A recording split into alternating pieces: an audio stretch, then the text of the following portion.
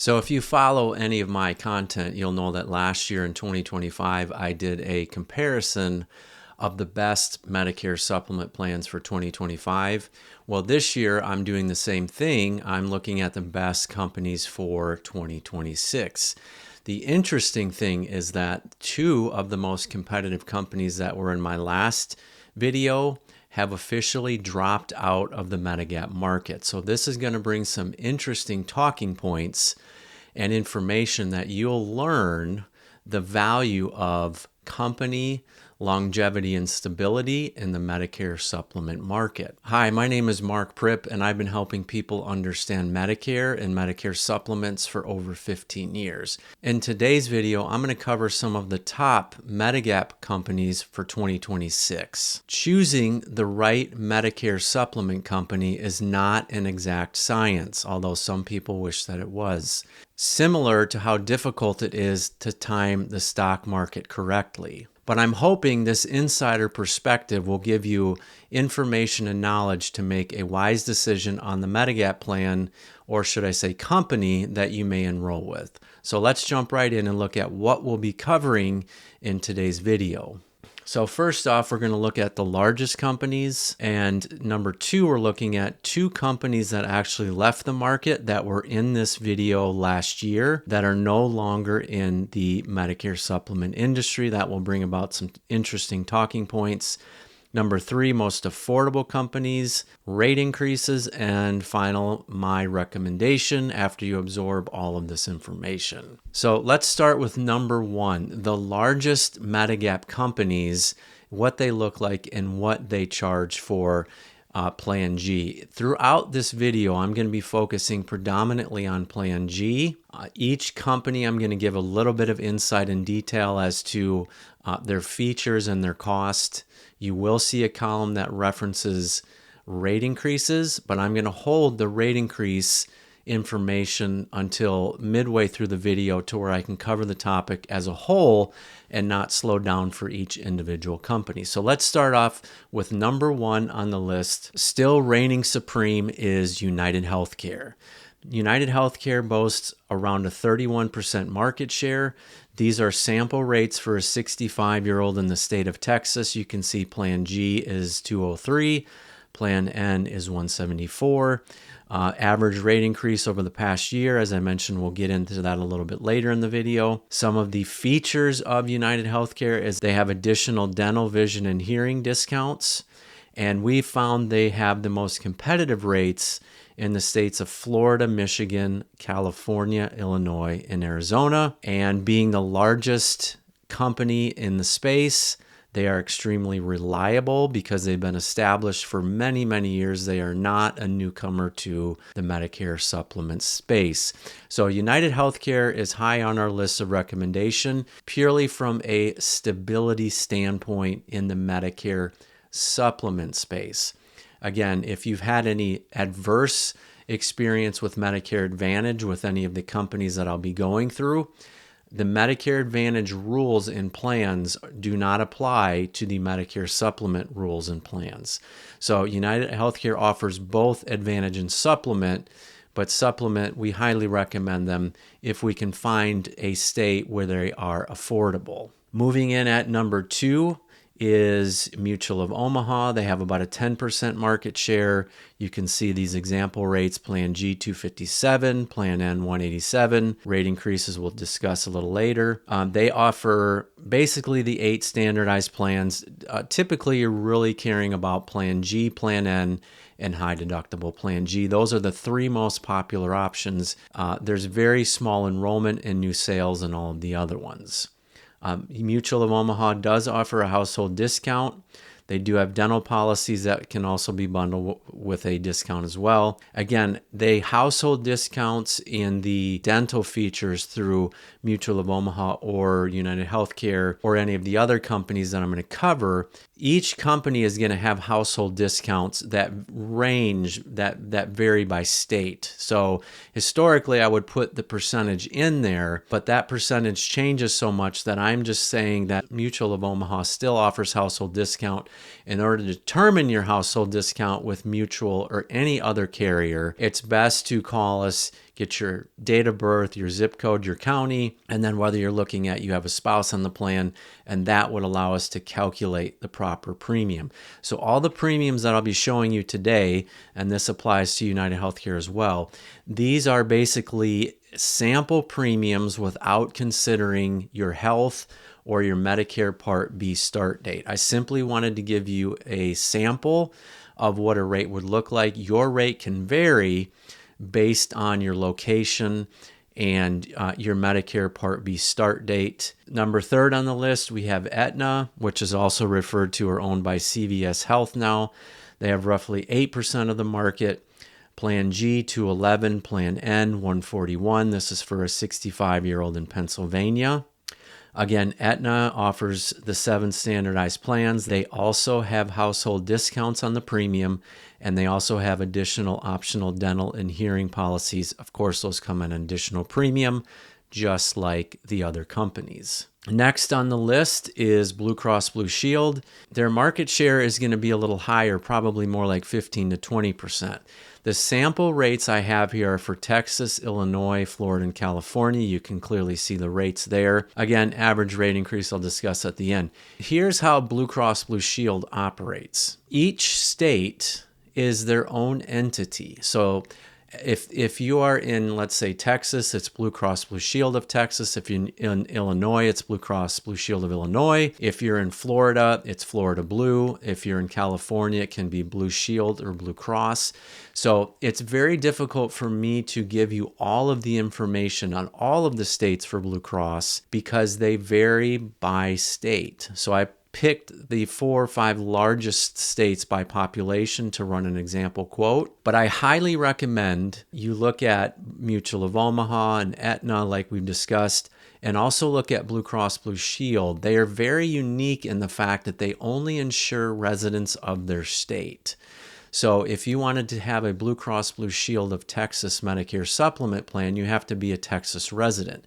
Now, you will have nationwide coverage as long as you use the original Medicare network, but in terms of membership, it's state-based. So, and I'll get into a unique feature of that when we get into the rate increases as well. So I personally love Blue Cross because they are founded in their state. They don't change. They typically don't sell out. Their book of business is very old and very long term because they're not churning and burning like some of the national carriers. So in our office, we highly recommend Blue Cross Blue Shield. We work in Texas and Illinois with them quite a bit, in Florida, and the customer service and satisfaction with Medigap is one of the highest with pretty much any of the blues that you can think of. So let's continue on here. Some of the features of Blue Cross. Now, these can vary by state, as I mentioned. So we're looking at most states have 10 plans. Each state is going to have a stackable discount on the premium. So again, there on the discount, all the premiums I'm quoting are standard without a household discount. That's probably one of the biggest things that people don't consider is they're not aware of a household discount. So with every carrier that we work with, we're always searching for what carrier has a household discount or gives a discount on the premium if you do auto debit from your checking account on the premium. Keep that in mind that when you see these rates, they can come down a little bit more if you do qualify for those household discounts. Moving on, we're looking at HealthSpring, which is formerly Cigna. HealthSpring bought out Cigna here in the last year or two. Got a market share of about 5%. You can see the premiums for them are coming in quite a bit lower than everybody else. Plan G is 167, Plan N 121.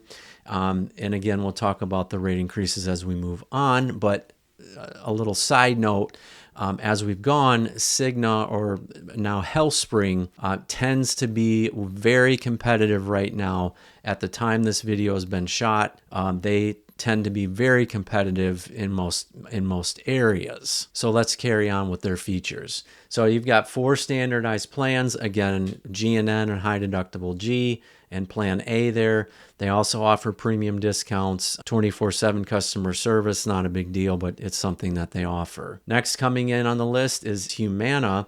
Now, Humana has been in the Medicare market for a very long time.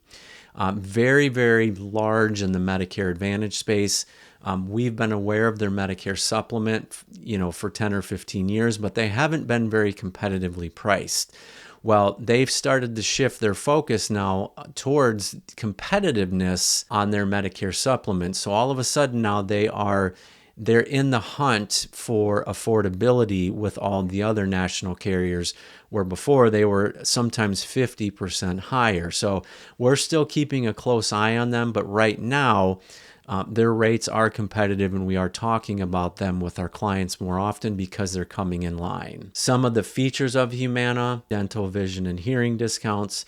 Again, we talked about competitive rates in several states. Obviously, very reliable, established company. Moving on to number 2, this is going to bring about a very interesting talking point. I'm going to cover companies that left the market in 2025, and you're wondering, why does that matter to you? Why this is important is because the first set of companies that I've covered tended to be the largest in terms of enrollment and longevity in the market.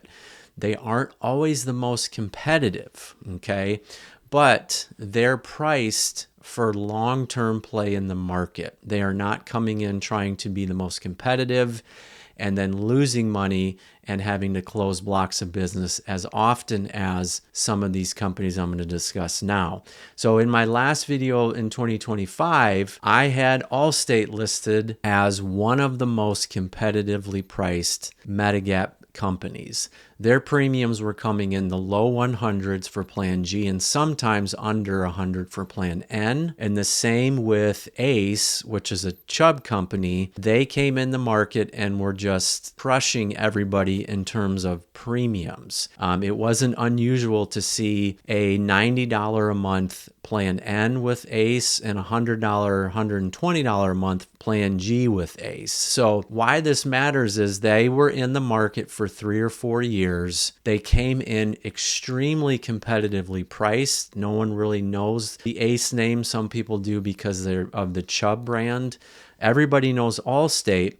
But what happens is with the influx of baby boomers that are flooding the Medicare system, these newer, smaller companies are trying to come in and get a piece of the business.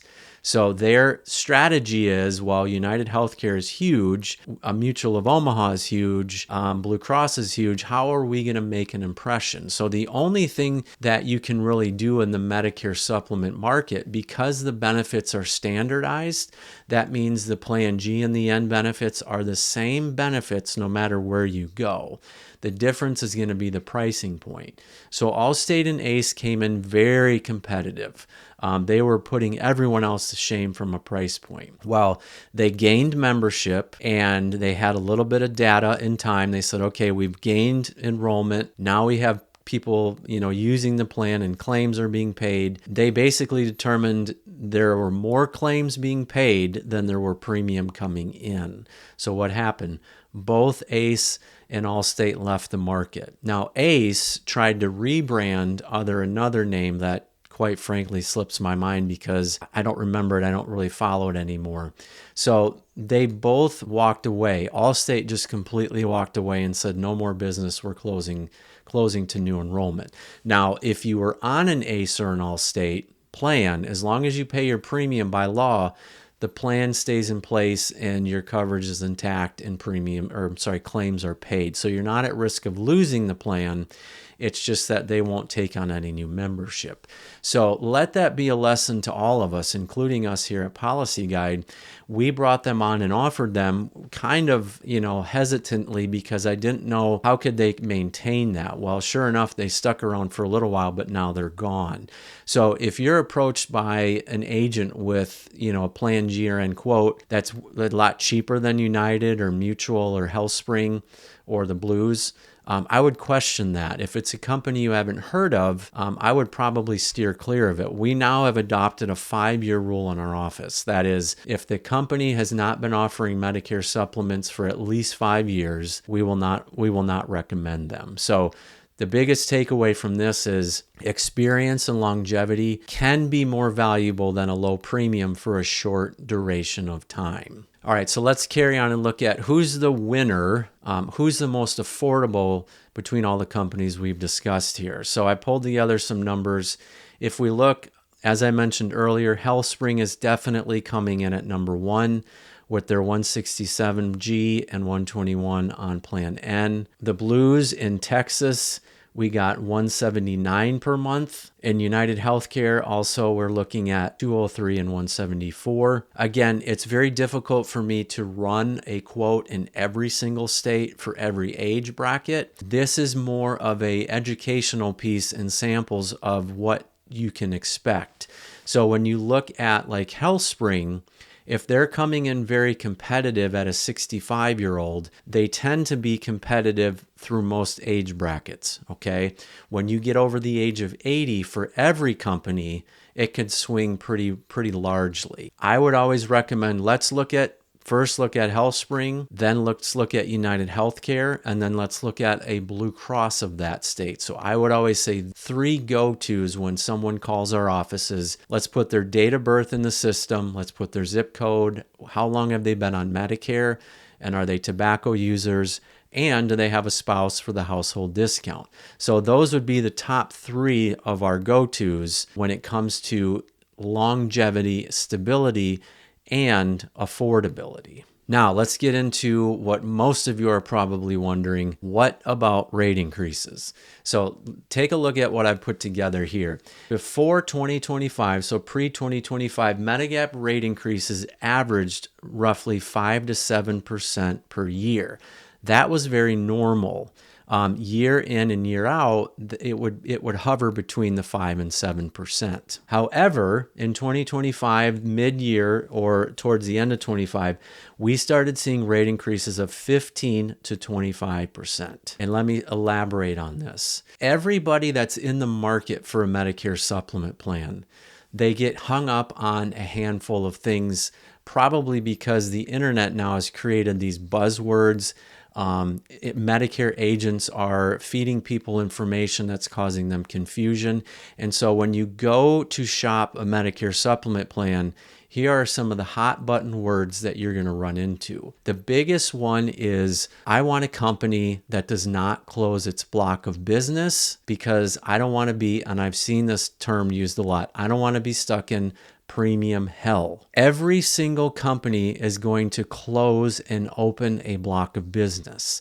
The exception to that rule would be a Blue of a certain state, because they're only in their state. Typically, they have one block of business. They don't have the structural policies in place like a national carrier, because what a national carrier does, like Aetna, is they'll have Aetna health insurance. That book will grow, and then they'll close it, and then they'll have Aetna Insurance Company open with a whole new block and a whole new set of rates. This is the nature of the industry. You can't change this. You can't find a company that doesn't do it. If you do, let's say you say, okay, well, I heard you mention that Blue Crosses won't, so I'm going to go to Florida Blue or Blue Cross of Texas and say, hey, I've heard you don't close your block of business. I want your Plan G. A company like Cigna or Aetna, they will close and open a book. A Blue Cross's starting rate will usually be up here. So let's say a Blue Cross rate, which they won't close the block, is $200 a month. And then this HealthSpring is $140 a month, and there's potential for them to close the block. So what do? Do you go with a higher premium knowing they won't close the block, or go with a lower premium with the company that will? Here's the reality. You can't game the system. You can't beat the way the health insurance industry works. Premiums are paid, claims are paid out. UnitedHealthcare and Mutual of Omaha, Blue Crosses, they are monster companies. They are ginormous. That was stupid. These 3 companies are very large. They know what they're doing. They have a tremendous amount of experience taking in premium and paying out claims. So whenever you see a company come in that's lower, that's not going to last. I guarantee you it will not last. So my advice is, don't get stuck on the closing a block of business conversation. It will not help you. You will not prevent it. You will not stop it. It's just the way it works. Focus on what you can do, and that is finding a good company in a good plan and then living the rest of your life. Now, what I also found interesting when we saw these rate increases is that it wasn't just Medigap. These rate increases also hit Obamacare, which is folks under the age of 65 not on Medicare, and the group health insurance space. Don't become fixated on the future of a company. How much are they going to raise their rates? I've heard some agents say, find a company that when you're in your 70s or 80s, their rate increases are more affordable. Well, no one knows that. And so you have to look at it like this. If you're inside of a risk pool, let's say a group of 100,000 people, you're in a pool just like with your homeowner's insurance. In your homeowner's insurance, you might be in a pool of, let's just say, 100,000 other homes. You have no idea what can happen in that pool of people. Just like in the Medigap risk pool, there's people coming into the system every day with new health conditions, with chronic medical conditions, with, now they're talking about premiums potentially being impacted from, some of the new weight loss drugs. So you'll drive yourself mad trying to find a company that won't close a block of business and that can promise you fewer rate increases in the future. The most valuable thing you can do is know what you're getting. And then the second thing that's very powerful is check with your state, okay? Because if you get on a plan and the rates do increase, you can change to another company any time of the year without relying on an open enrollment period. After your initial enrollment period, when you first become eligible on Medicare for the first time, you've got a guaranteed issue window where you can get in, no health questions asked. But that window will close, and if you try to change your Medicare supplement in the future, your state may require medical underwriting, but it may not. There are a handful of states now that have what's called a birthday rule, that every year on your birthday, you're given a 30 or 60-day window to change companies. Or if you're in a state like New York, there are GI rules that you can change anytime. So the most powerful thing you can do to combat rate increases is look at high deductible Plan G, because the standard Plan G is roughly $200 a month, where the high deductible Plan G may be as low as $70 per month. Of course, you have a deductible, but when you do the math and lay the two side by side, high deductible Plan G rate increases have been 3 to 5% over the last few years.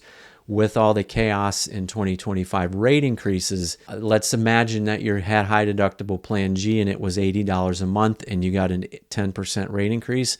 Well, that's $8 a month it went up. That's pennies on the dollar for the value you're getting. Stick with brands you know, understand your state underwriting rules, and then educate yourself on high deductible Plan G as the most significant way to combat standard Plan G rates on day one and rate increases. So just a kind of a recap on all of these. Remember that with Medicare supplement plans, there's no network, no prior authorization, no copays, no deductibles, no referrals, no annual plan changes, no government provider disputes like that of Medicare Advantage. The only deductible that you would have on, say, Plan G or Plan N is your Part B deductible, and then the plans themselves do not have deductibles unless you're looking at high deductible Plan G. If you need help, you call us directly or comment below. We could do a needs analysis where we basically look at your situation, where you're located, if you're single or married, to look at household discounts, and then we look at the quotes from these different companies. And again, I commend you if you've ruled out Medicare Advantage and are focusing on Medicare Supplement. As I've mentioned before, learn about your state, your individual state's underwriting requirements, and what that means for you if you want to change in the future to lower costs. And as I mentioned before, the greatest tool to combat Medicare Supplement rate increases is high deductible Plan G. Do not underestimate the power of the plan. High deductible Plan G, you still have your original Medicare A and B paying for their services, and then you have your high deductible G that comes into the picture. That is far superior to any Medicare Advantage plan out there. So do a cost comparison of G and high deductible G. And then if you're considering Medicare Advantage, look at that side by side. But any of the three Medicare supplements are going to be far superior to Medicare Advantage, just based on some of the benefits that Medicare supplement has. So again, thanks for watching. I hope this information helped. Reach out if you need help. We would be happy to. Thanks for watching.